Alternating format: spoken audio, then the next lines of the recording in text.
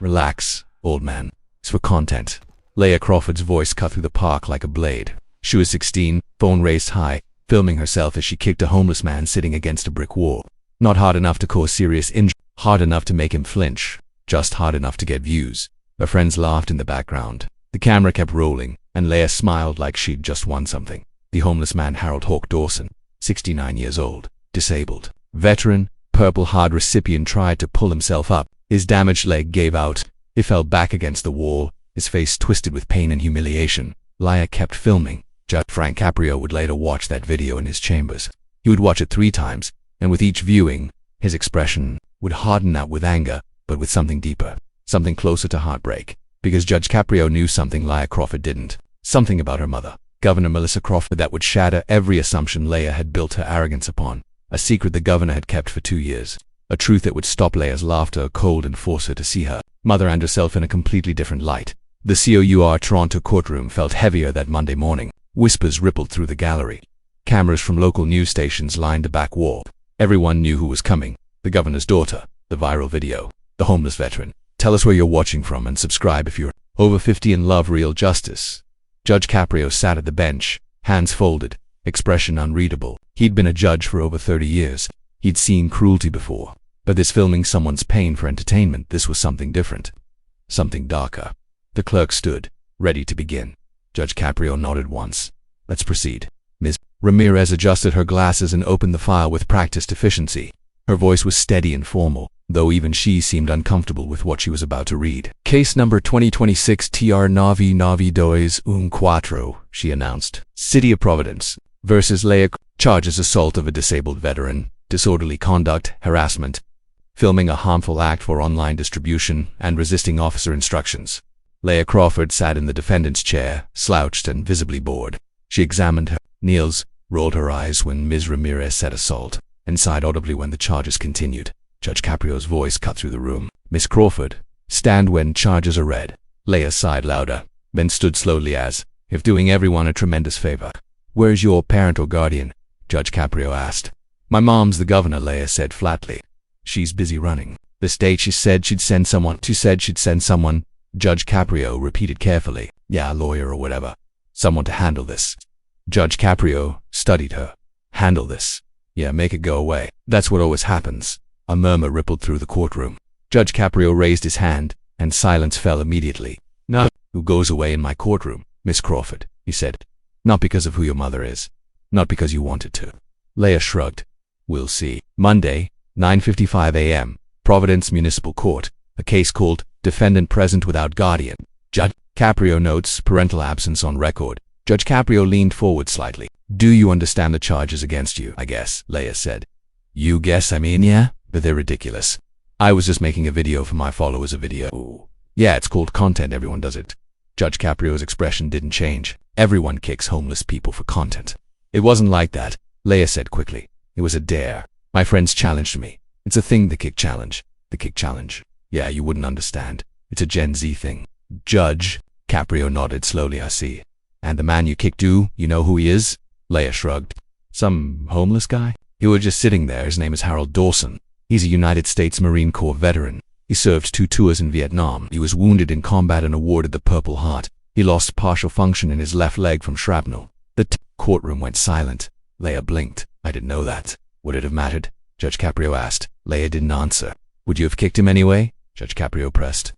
For the views, Leah looked away. The CLC. Crawford wasn't just entitled, she was calculated. Every eye roll, every dismissive comment, every mention of her mother's position was designed to minimize what she'd done, to make it seem small, unimportant, a joke everyone was taking too seriously. She'd learned early that power protected her, that scandals could be managed, that apologies could be written by PR teams, and consequences could be avoided with the right phone calls.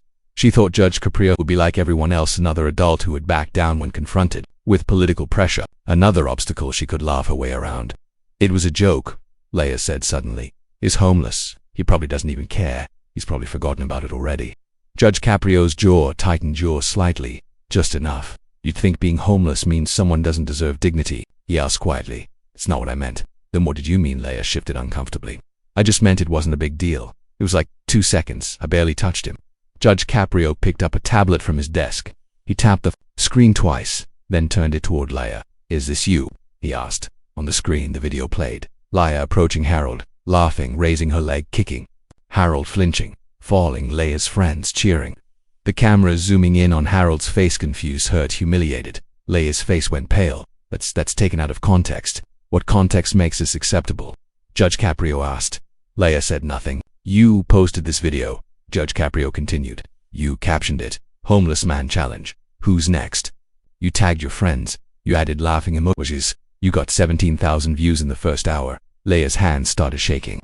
It was just for fun. Fun, Judge Caprio repeated. He set the tablet down.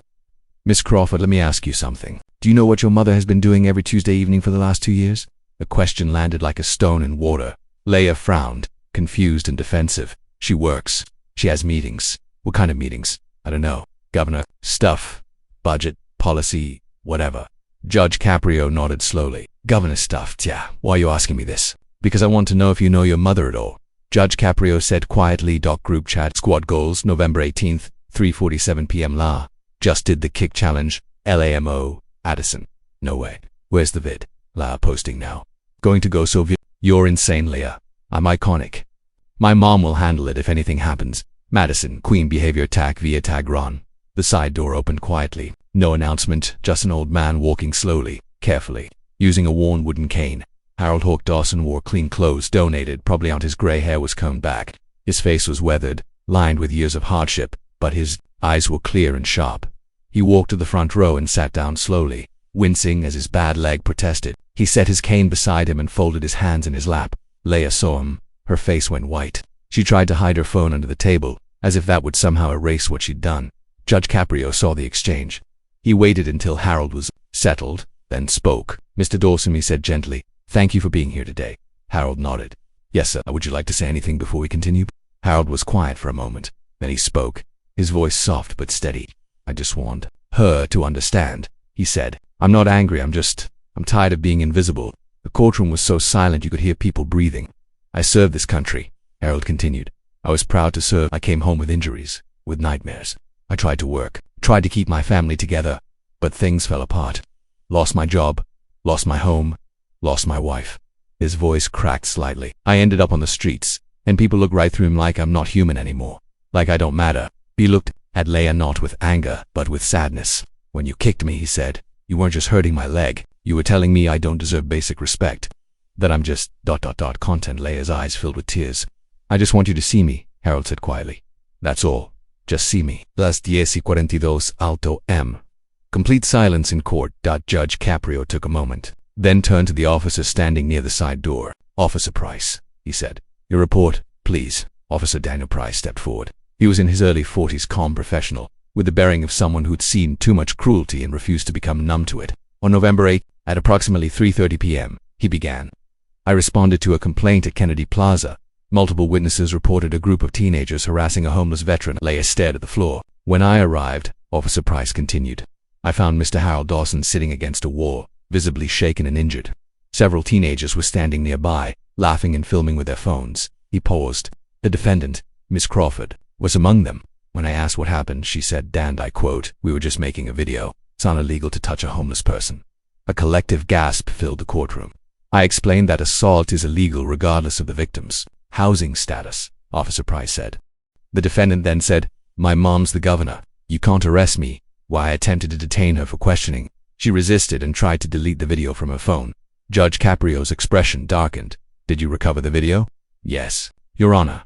It had already been uploaded to social media. We obtained copies from multiple sources. Judge Caprio nodded. Thank you, officer. Body cam audio, November 18th, 3:35 p.m. Officer Price. Miss, I need you to put your phone down. Leia Crawford. Why? I didn't do anything illegal. Officer Price. You assaulted someone. Leia Crawford. He's homeless. It doesn't count. Officer Price. That's not how the law works. Leia Crawford. My mom runs this state. Caller shall tell you to let me go. Officer Price. Your mom doesn't give me orders. Put your hands behind your back, Leia Crawford. You're making a huge mistake. Judge Caprio set the transcript down. He looked at Leia for a long moment, not with anger, but with something closer to pity. Miss Crawford, he said quietly, you keep invoking your mother's name like it's a shield, like political power makes you untouchable. Leia crossed her arms. 'Cause it does. Doesn't he? Yeah, my mom knows judges, she knows cops, she knows everyone. One phone call and this goes away. Judge Caprio nodded slowly. One phone call. Yep. Miss Crawford, let me tell you what your mother has been doing every Tuesday evening for the last 2 years. Leah frowned. What are you talking about? Every Tuesday, Judge Caprio said, your mother drives to the Hope Harbor homeless shelter. She doesn't tell her staff, she doesn't bring security. She doesn't wear suits or name tags, she just shows up. Leah's face went pale. She serves dinner, Judge Caprio continued. She talks to people. She listens to their stories. She helps them fill out housing applications. She sits with veterans who have nowhere else to go. He paused. And she funds the shelter anonymously with her own money. Not campaign funds. Not state funds. Her personal savings.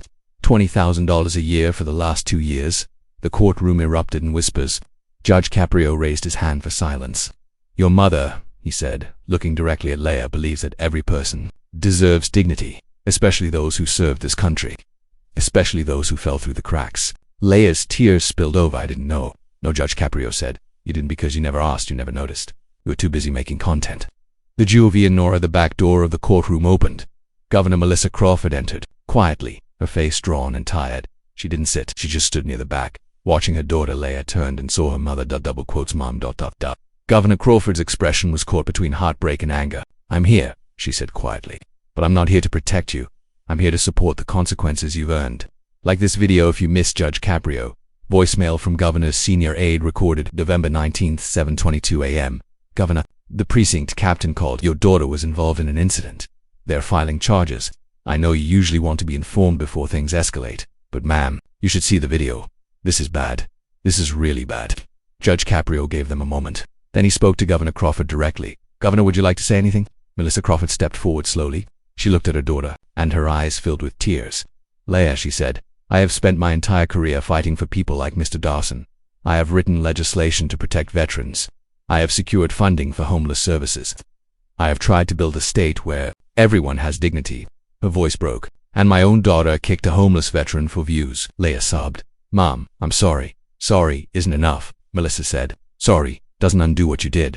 Sorry doesn't erase the video that's been shared hundreds of thousands of times. Sorry doesn't heal the harm you caused. She took a shaky breath. I'm ashamed, Leah. Not because you embarrassed me politically, because you showed me I failed as a mother. I gave you privilege. I gave you comfort. But I didn't teach you empathy. That's not true, Leah whispered. It is true, Melissa said. And now you have to learn it the hard way. She turned to Judge Caprio. Your Honor, I'm not here to ask for leniency. I'm here to support whatever sentence you believe is appropriate. My daughter needs to learn accountability on. She needs to learn it from you. Judge Caprio nodded. Thank you, Governor. He turned back to Leah. Miss Crawford, he said, your mother is right. Sorry isn't enough. You need to show it. You need to understand the weight of what you've done, not just to Mr. Dawson, but to every homeless person you treated as less than human. He opened the file in front of him. Here's my ruling.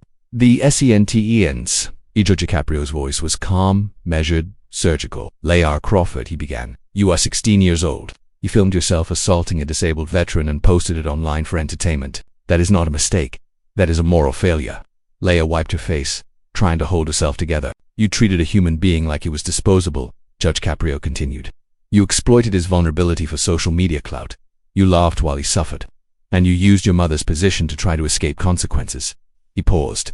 But I'm going to give you a chance to become someone better. Leah looked up, hopeful and terrified. Here's your sentence, Judge Caprio said. You will complete 150 hours of community service with the Hope Harbor Homeless Shelter and Veterans Outreach programs. You will serve meals. You will clean. You will listen to people's stories. You will see them as human beings. Leah nodded quickly. Okay, You will write a public apology, Judge Caprio continued. Not a PR statement. Not something written by lawyers. Your own words. You will post it on every social media platform where you posted that video. Yes, Your Honor. You will pay $1,500 in restitution to Mr. Dawson for medical expenses and pain and suffering. Yes, sir. We'll write a 10-page reflective essay on dignity, service, and what it means to be privileged. You will read it aloud in this courtroom in 6 months. Leah swallowed hard, I understand. And finally, Judge Caprio said, you will meet monthly with the Providence Homeless Support Project. You will attend their education sessions. You will learn about the systemic issues that create homelessness. You will understand that people like Mr. Dawson are not content. They are human beings who deserve your respect. Sentencing summary, November 24, 2025, 150 hours community service. Hope Harbor Homeless Shelter and Veterans Outreach. Public written apology across all social media platforms. $1,500 restitution to Harold Dawson. 10-page reflective essay read aloud in court. Monthly meetings with Providence Homeless Support Project. All social media content depicting the incident must be permanently deleted. Follow-up hearing May 24, 2026. Judge Caprio leaned forward. Miss Crawford, I'm not punishing you, I'm teaching you. Your mother tried to teach you through her example. You didn't see it. So now you'll learn through service. He looked at Harold. Mr. Dawson, do you have anything you'd like to say? Harold stood slowly. He looked at Leah and his expression softened slightly. I don't want you to hate yourself, he said. I want you to do better. That's all. Just see people. Really see them. Leah nodded through tears. I will, sir. I promise. Harold sat back down. Judge Caprio closed the file.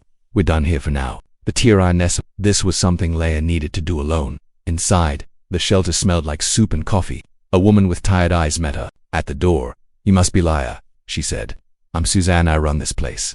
Hi, Leah said quietly. Thank you for letting me volunteer. Suzanne smiled slightly. Your mother speaks highly of this work. Leah's eyes widened. She really comes here every Tuesday for 2 years. She's one of our most reliable volunteers. Leah felt something crack inside her chest. Shame, maybe, or regret. Susan led her to the kitchen, where a dozen volunteers were preparing dinner. In the corner, chopping vegetables slowly with his good hand, was Harold. Leah's stomach dropped. Mr. Dawson, Susan said gently, your new assistant is here. Harold looked up. His expression was guarded but not unkind. Hello, Leah said. Her voice shook. I'm here to help however you need me. Harold studied her for a long moment. Then he held out a cutting board. Start with the carrots, he said, and you can tell me why you kicked me. Leah took a shaky breath. Because I thought views were more important than people. I was wrong. Harold nodded. Yeah, you were. But you're here now. That's something. Case follow-up log March 18, 2026. Leah Crawford has completed 98 of 150 required service hours. Staff reports exceptional attitude change. Harold Dawson has personally requested she'll continue working in the Veterans Meal Program. Public apology posted and well received. Mother continues weekly volunteer schedule alongside daughter over the next 5 months. Leah learned what her mother had been trying to teach her all along. She learned names, stories, histories. She learned that James was a former teacher who lost everything in a medical bankruptcy, that Rosa was a veteran nurse with PTSD, that Marcus had been an engineer before his factory closed. She learned that Harold had been a mechanic, that he'd owned a small shop, that he'd been sober for 3 years and was saving money to get a small apartment. Why do you still volunteer here? Leah asked one evening as they cleaned tables. You could go anywhere. Harold paused. Because these are my people. When I had nothing, they shared what little they had. I don't forget that. Leah was quiet for a moment. I'm sorry I treated you like you were nothing. I know, Harold said. You've shown me. Actions matter more than words. Her mother came that evening, too. They worked side by side in comfortable silence. Afterward, in the parking lot, Melissa put her arm around her daughter. I'm proud of you, she said quietly. I'm sorry it took this long, Leah said. You're learning. That's what matters. They stood together in the cold November air. And for the first time in years, Leah felt like she understood what her mother had been trying to show her. Service, dignity, humanity, the things that actually mattered. The ritual May 24th arrived warm and bright. The courtroom was packed. Susan came. Harold came, walking confidently with a new cane. A dozen volunteers from the shelter filled the back rows, quiet and supportive. Judge Caprio entered, and everyone stood. Please sit, he said. He looked at Leah. She looked different. No, grounded, present. She stood straight, made eye contact, didn't look away. Leah Crawford, Judge Caprio said, you've completed your service hours. You've written your apology. You've paid restitution. You've attended your meetings. Now I'd like to hear your essay. Leah nodded. She pulled out 10 handwritten pages and walked to the podium. Her hand shook slightly as she began. 6 months ago, she read, I kicked a homeless veteran for views. I thought people were content. I thought my privilege protected me from consequences. I thought dignity was something you earned it, not something everyone deserved. She paused. I was wrong about everything. For the next 15 minutes, Leah read. She talked about Harold's service, about the shelter residents she'd met, about her mother's quiet example, about learning to see people instead of opportunities. When she finished, the courtroom was silent. Then Harold started clapping. Slowly, the shelter volunteers joined. Then everyone else. Leah's eyes filled with tears. Thank you. Judge Caprio smiled. Well done, Miss Crawford. This case is officially closed. The Indian Leah walked over to Harold. She didn't extend a hand. She just stood there, waiting. Harold looked at her for a moment. Then he smiled and opened his arms. Leah hugged him, crying. Thank you for giving me a chance. You earned it, Harold said quietly. Keep going. Governor Crawford stood and approached Judge Caprio. She shook his hand firmly. Thank you, Your Honor, she said, for teaching her what I couldn't. Judge Caprio nodded. She taught herself. She just needed the right environment. The governor smiled. We'll keep volunteering, both of us. Good, Judge Caprio said. They need you. Outside, the sun was warm on their faces. Leia and her mother walked together toward the parking lot. Harold walked beside them, no longer invisible. Mr. Dawson, Leia said, would you like a ride? Harold smiled. I'd appreciate that. They walked together, three people who'd learned to see each other, not as governor, veteran, and teenager, just as people. Darton in the courtroom behind them, Judge Frank Caprio watched them go. He thought about privilege and pain, about visibility and dignity, about the moments that break us and the service that remakes us. He thought about justice, the kind that doesn't just punish, the kind that transforms. Subscribe if you're over 50 and love real justice. Dramatization for storytelling. An education, not legal advice or real judicial record.